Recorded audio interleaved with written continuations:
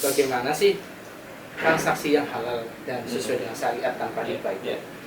Tanpa ada bunga, tanpa ada denda keterlambatan, dan juga tanpa ada biaya asuransi.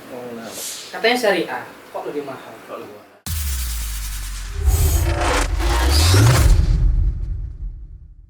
Bismillahirrahmanirrahim. Alhamdulillah, salatu wassalam ala rasulillah. Ahlan wasalan Sobat Ziko. Kali ini kita kembali bertemu di Inspirasi Bisnis, salah satu program dari Ziko, yang mana insya Allah kita akan berkenalan dengan bisnis dari saudara-saudara kita sesama pengusaha muslim, yang harapannya adalah kita nanti bisa memberikan inspirasi, mendapatkan insight-insight, hikmah, atau juga bahkan mendatangkan peluang-peluang usaha, baik dari narasumber kita atau nanti muncul insight baru, peluang baru dari Sobat Ziko sekalian. Kali ini Alhamdulillah sudah hadir bersama kita ada Pak Adis Ramadan. Assalamualaikum Pak Adis. Waalaikumsalam warahmatullahi wabarakatuh. Pak Adis adalah sebagai pendiri dan ketua Koperasi Muamalah Indonesia Madani yang berkantor di Malang, betul ya Pak Adis ya? Betul Pak Adis. Kita akan coba menggali seperti apa koperasi syariah itu, seperti apa koperasi muamalah Indonesia Madani. Bismillah, saya izin mulai, Sobat Ziko.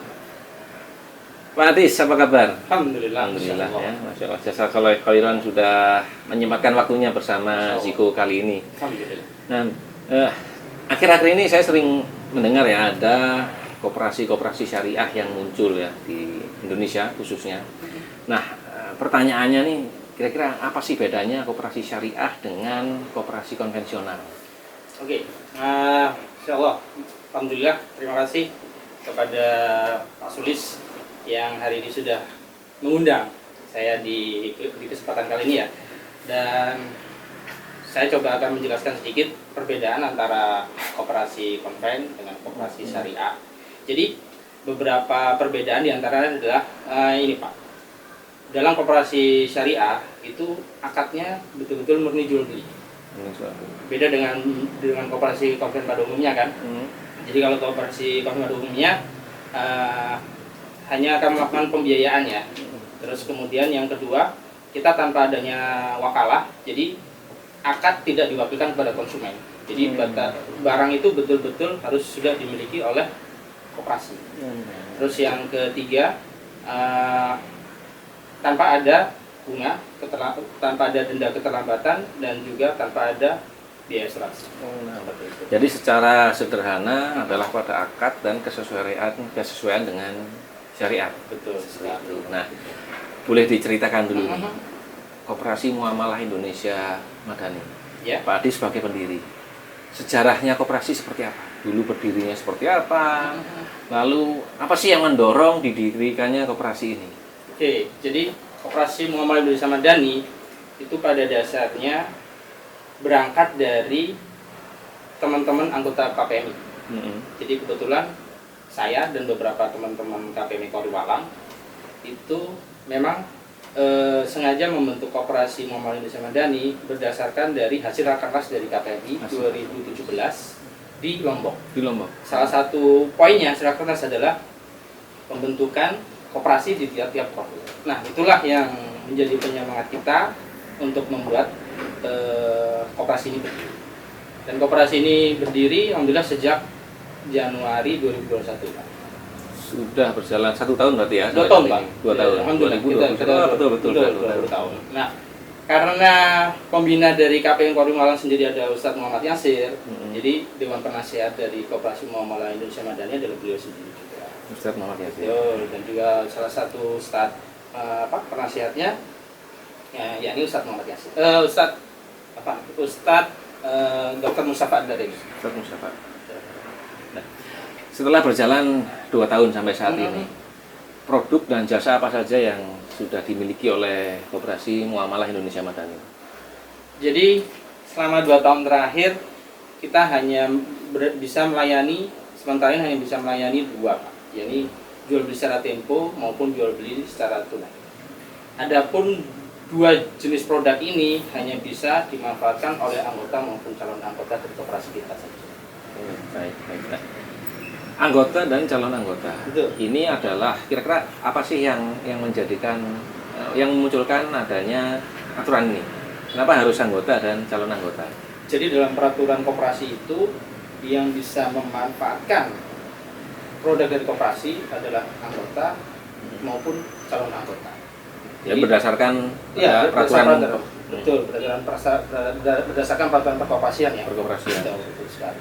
Itu datangnya dari dinas. Dari dinas koperasi. Betul, Oke. dari dinas koperasi.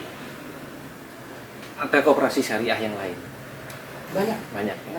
Ya, Pak Adis, tadi disampaikan tentang sejarahnya ya, Masya Allah ada hubungan dengan KPMI termasuk Perkorwil. Nah, kira-kira dari Muamalah Indonesia Madani ini, ada visi dan misi apa yang diusung? Misi dan visi kami ya. Nah, Kalau misi kami yang jelas memberikan solusi bagi kaum muslimin untuk bertransaksi halal sesuai dengan syariah dan tentunya bebas riba. Betul. Insyaallah.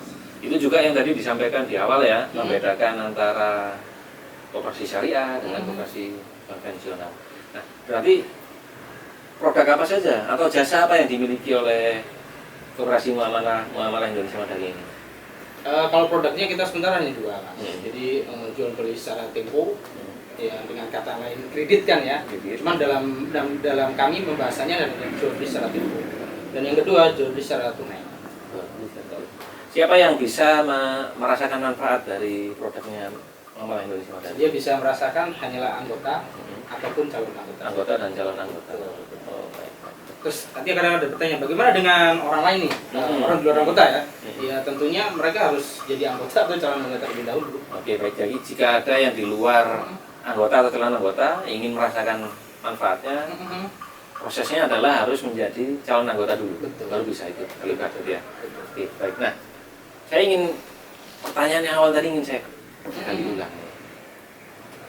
Dua produk ini apa sih ya sebetulnya yang paling utama yang menjadi pembeda antara koperasi syariah dari Muamalah Indonesia Madani ini dengan koperasi pada umumnya? Jadi perbedaan kita adalah akad kita murni jual beli. Ya kan? Yang kedua, akad kita tanpa adanya wakalah atau wakil dari konsumen. Dan yang ketiga, kita tidak ada bunga, tidak ada denda, tidak ada penalti, dan tidak ada asuransi. Jadi seperti itu. Nah, dua poin yang menarik ini. Beberapa kali bertemu dengan UMKM atau pengusaha-pengusaha itu salah satu masalah yang dihadapi adalah tentang permodalan sesuai syariah, termasuk juga tentang seperti apa sih akad-akad dalam jual beli atau dalam bertransaksi.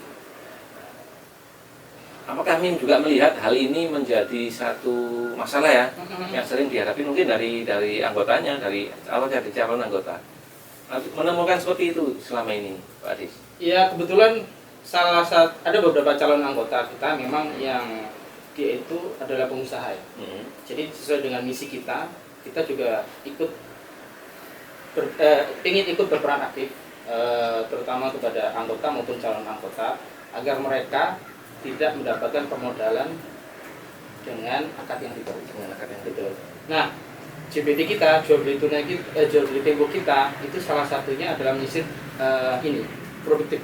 Jadi bagi teman-teman anggota atau calon anggota yang mereka adalah pengusaha, mereka butuh nih. Kan kadang bukan hanya butuh modal kan ya. Ada butuh bahan baku atau mesin produksi. Itu mereka alhamdulillah ini beberapa kita bantu. Nah, tentunya juga ini ya harus proses dari awal ya. Kalau memang dari kami menyetujui, maka insya Allah teman-teman itu kita bantu. Betul. Untuk pembelian unitnya ya. Baik itu mesin produksi, bahan baku, alat transportasi, terserah apa yang mereka butuhkan. Jadi modal yang dibutuhkan untuk usahanya bisa dibantu melalui Koperasi Muamalah Indonesia. Nah, sudah berjalan 2 tahun nih, termasuk tadi yang edukasi ke masyarakat terutama ya mungkin atau anggota.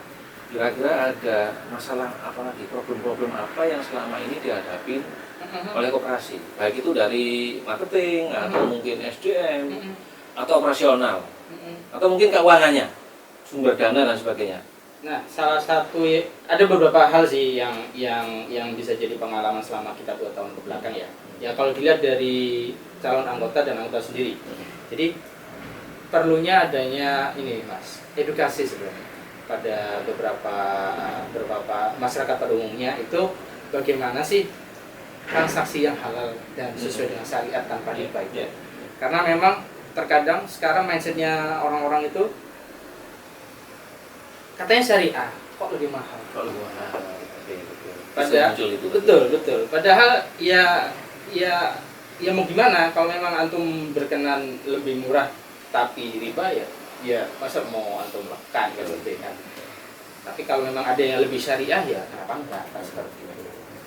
Nah, kalau dari sisi manajemen sendiri Mas, yang paling berasa itu selama 2 tahun ke belakang adalah keluar masuknya pegawai. Jadi seperti itu. Jadi ya ini bagaimana membuat karyawan itu dia bisa nyaman dan bisa menjadi seorang yang bisa bekerja dalam jangka waktu yang lama itu yang mungkin perlu banyak belajar. Perlu banyak belajar di sana ya. Nah, saya tertarik dengan tadi tentang edukasi itu. Dan memang banyak yang kita temuin di luar sana. Nah, sekarang kalau kita melihat ke depan ya, apalagi era sekarang itu sudah usaha itu sudah oleh pemerintah dipermudah akses pembuatan usaha, dan sekarang juga banyak kita lihat lembaga-lembaga pembiayaan menjamur seperti itu. Kira-kira melihat tantangan ke depan ya, terutama bagi pengusaha muslim seperti apa Mas Pak Adis? Seperti yang saya sampaikan tadi, tantangan yang terberat adalah mengedukasi masyarakat bagaimana memindahkan transaksi mereka, jika transaksi mereka adalah yang selama ini mereka lakukan adalah transaksi riba, menjadi transaksi yang halal sesuai dengan syariat. Dan itu memang edukasi yang berat, tapi memang harus kita lakukan semuanya, baik itu secara bertahap maupun secara masif, ya memang harus kita lakukan.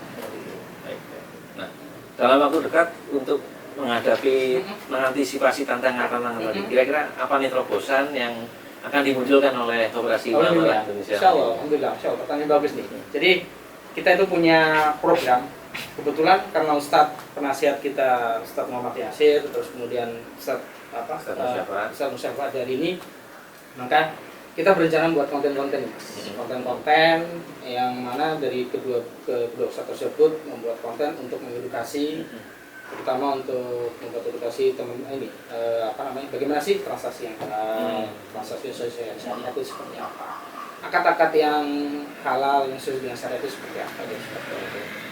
Ya nanti insya Allah lah, mudah-mudahan kita tunggu bersama aja. Luar biasa ya, semoga Allah memberikan kita.